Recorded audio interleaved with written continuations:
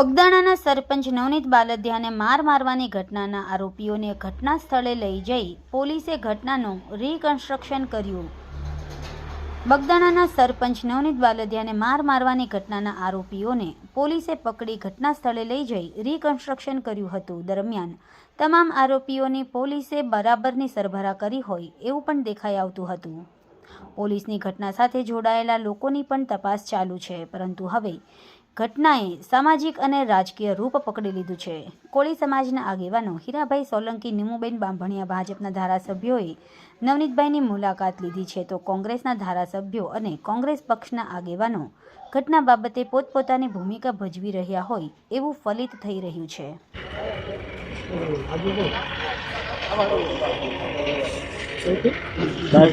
મોટા ભાઈ share side મારી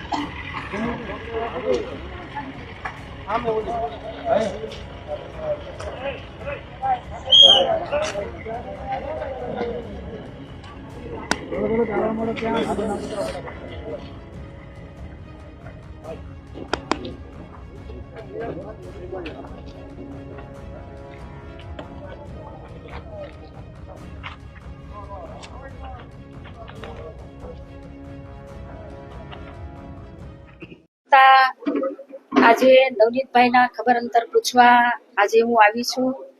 મારી સાથે તળાજાના ધારાસભ્ય ગૌતમભાઈ, મહુવાના ધારાસભ્ય શિવાભાઈ અને અમારા પૂર્વ મંત્રી આરસીભાઈ મકવાણા અને અમારા સમાજના અનેક આગેવાનો સાથે આજે હું નવનીતભાઈના ખબર અંતર પૂછવા આવી છું. નવનીતભાઈ સાથે જે ઘટના ઘટી છે એ ઘટનાને લઈને સમગ્ર પોલીસ તંત્ર કડક કાર્યવાહી ચાલુ કરી દીધી છે અને ઊંડાણપૂર્વક તપાસ સાથે કાનૂની કાર્યવાહી ચાલી રહી છે.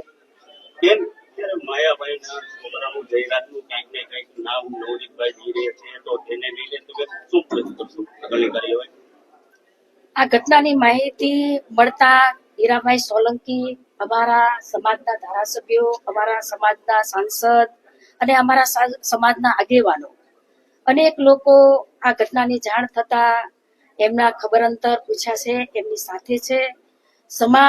સમગ્ર સમાજ એમની સાથે છે અને જે પણ આરોપીઓ હશે એ આરોપી પોલીસ તંત્ર કડકમાં કડક કાર્યવાહી, કાનૂનથી કાર્યવાહી કરી રહી છે. સોમવારે તમે ગાંધીનગર જઈને બધા તમામ ધારાસભ્યોને સાથે રાખીને જે રજૂઆત કરવા જઈ રહ્યા છો, તો શું રજૂઆત કરશો?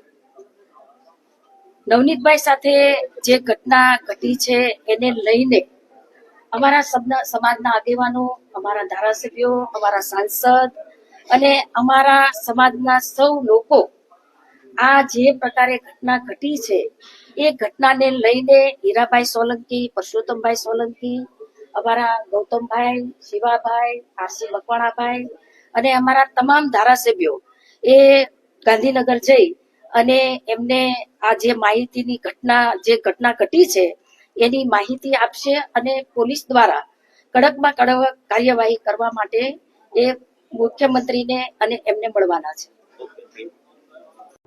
સમાજ માટે, સત્ય માટે, સત્યપૂર્ણ સમાચાર પ્રસારણ આપના મોબાઈલ પર તરત જ લાઈક કરો, શેર કરો અને સબસ્ક્રાઈબ પણ કરો.